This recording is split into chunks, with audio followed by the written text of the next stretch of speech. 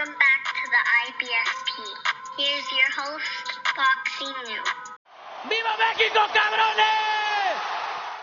Nobody beats this Canelo Alvarez. And look, let's break it down honestly and objectively as possible. And Canelo Alvarez said in post-fight with Jermall Charlo that nobody can beat this Canelo Alvarez. Now, Canelo Alvarez is back. He's better than ever. The man shows that he's not declining. He's still in his prime. He's still elite. And he's still undefeated at 168 pounds. This man is the king at 168. And not only is he the king, he is literally the greatest super middleweight of all time, the only super middleweight in the history of boxing to ever go undisputed in this weight class. Canelo Alvarez is the only undisputed champion in the four-belt era to make 3 successful defenses of his undisputed championship. So Canelo Alvarez proved that stamina is not an issue. Canelo Alvarez never even had to get out of first gear. People say, well, Canelo Alvarez fought the same way the entire fight with Jermall. Why would he need to change anything? Literally, Jermall never changed anything to make Canelo change. Canelo Alvarez was in first gear the whole night, whooping his ass.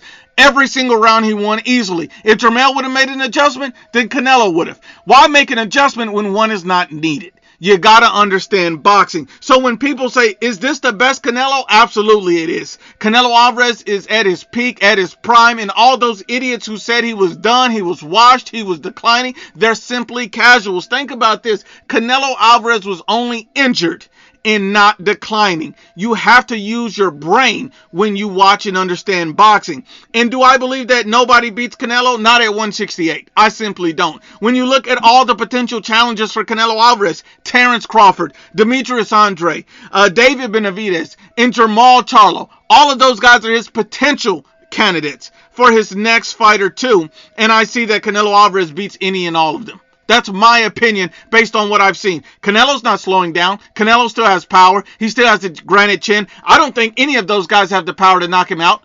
And when you talk about outboxing Canelo, people have been saying Billy Joe Saunders, Caleb Plant, Jermall Charlo. They've been saying Canelo Alvarez was going to be getting outboxed all this time. Nobody's been able to do it. Look at 168. All of these supposed slick boxers can't do it. 168 is his best weight. He has a granite chin, and none of these guys, in my opinion, can stand up to his power. Let's break it down even further. You look at Terence Bud Crawford. Terence Bud Crawford is a great generational talent at 147. The man is truly a special fighter. But when you look at Terence Bud Crawford, you see that he does not have the chin to stand up to Canelo Alvarez shots, and he does not have the power to make Canelo Alvarez respect him. Think about this. Look at Terence Bud Crawford. We've seen him on the canvas hurt from Kavaliauskas. We've seen him hurt by Gamboa. We've seen this man in critical positions. He's not moving up to 168 in hurting Canelo Alvarez. He's not moving up to 168 in being able to stop Canelo Alvarez. He's a great finisher. He's able to knock out a lot of guys, and a lot of his victories predicated on his power.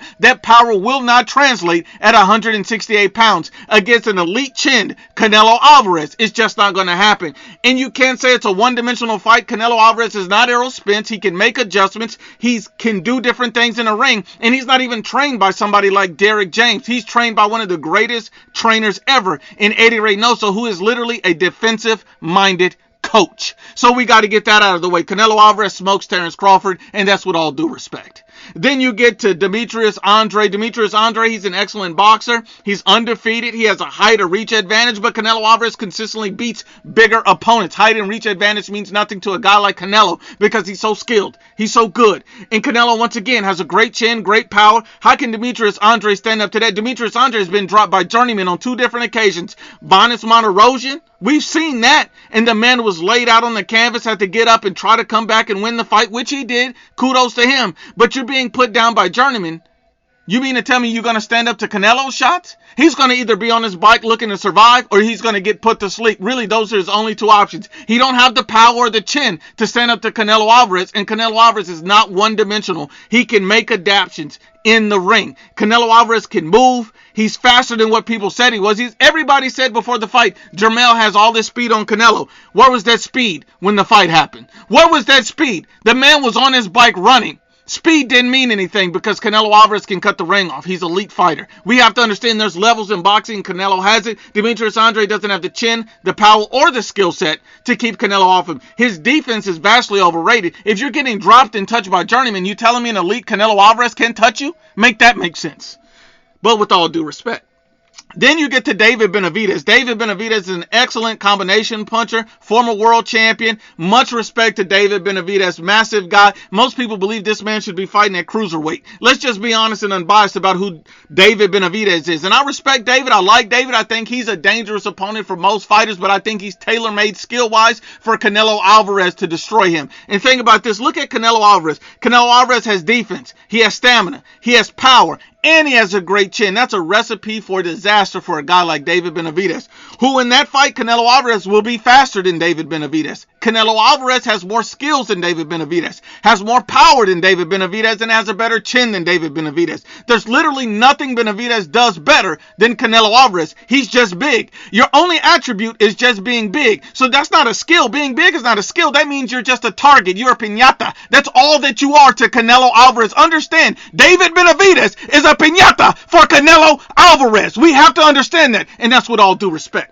Now we get to Jermall Charlo. When you look at Jermall Charlo, he's a good quality boxer, has a good chin, good power, solid all the way around with skills, but he does nothing special. He does nothing elite, and his defense is very leaky. This man has been hit from everybody from Sergey Devryanchenko to Montiel, a Palatero. We understand that everybody has tagged this man up. Even Matt Korobov lost a controversial decision when most people believe he got outboxed by Korobov.